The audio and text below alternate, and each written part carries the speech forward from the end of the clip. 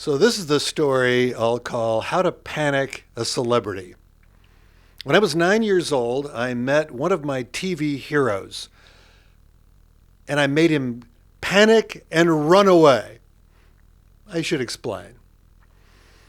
I was born in the mid-50s when Westerns were very popular, and one of my favorite shows on television was The Lone Ranger. Clearly, The Lone Ranger was the main deal, but I was also a big fan of his loyal sidekick partner, Tonto. During the 50s and 60s, my dad was a big advocate and fan and player of horse racing. Truth was, he had a bit of a gambling problem. At one point or another, he visited and played at horse racing in almost every horse racing track up and down California. My mother's family was from the San Diego area, and we would go down a couple of times a year to visit her family. And when we did, it was very easy for my dad to go to the local San Diego racetrack, which was called Del Mar.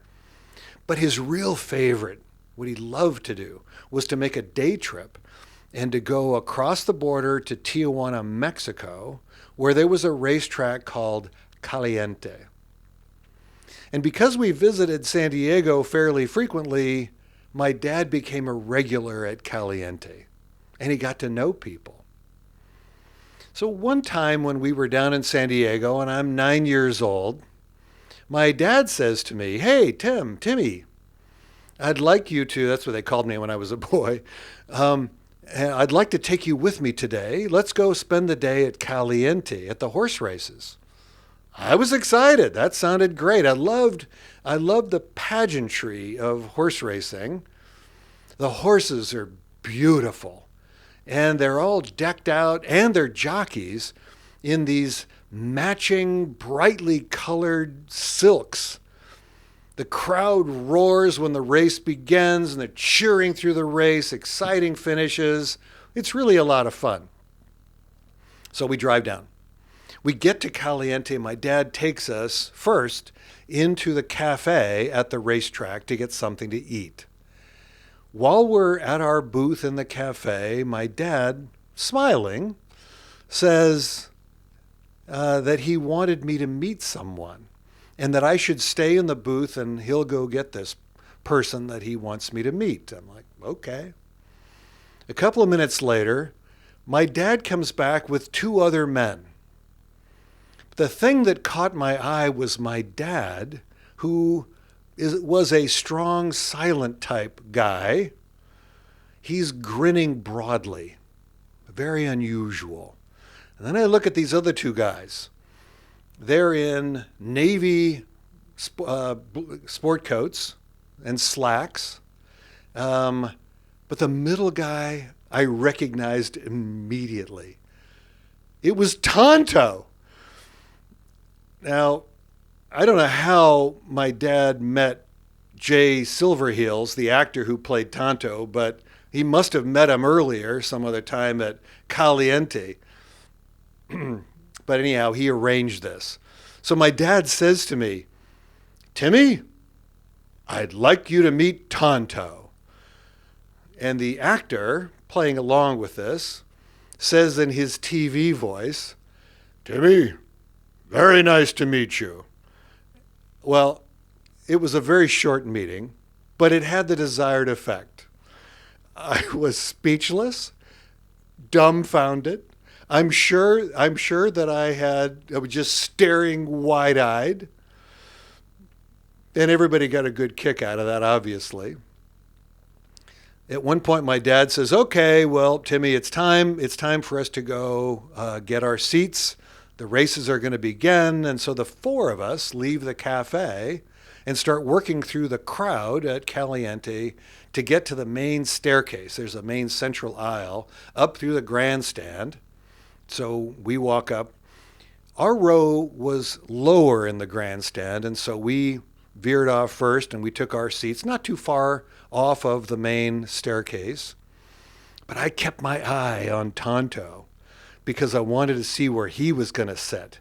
Turns out his seats and where his friend was also was about 20 rows directly above us.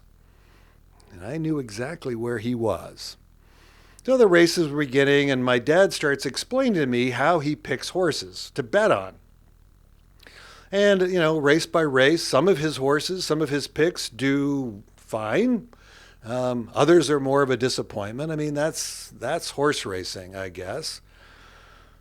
As the afternoon was playing out and we were getting towards the last races of the day, my dad tells me that he's now going to take a flyer and he wants to make a long shot bet. And the long shot bet that he chooses to make is something called a trifecta.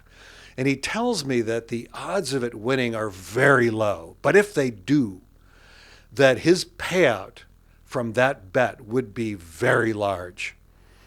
And so he does that. And so when that race begins, I notice that he's kind of pumped up. He's a little more excited than normal. He's got a lot more on the line. As the horses are about halfway through the race, his horses are doing really well, and he's getting very excited. As they are pounding down the home stretch, my dad's horses are in the lead.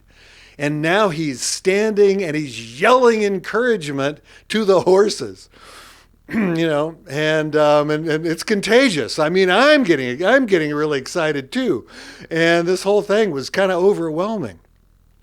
At the finish line, my dad's horses win in the order that they needed for him to have them win in for his bet to pay off.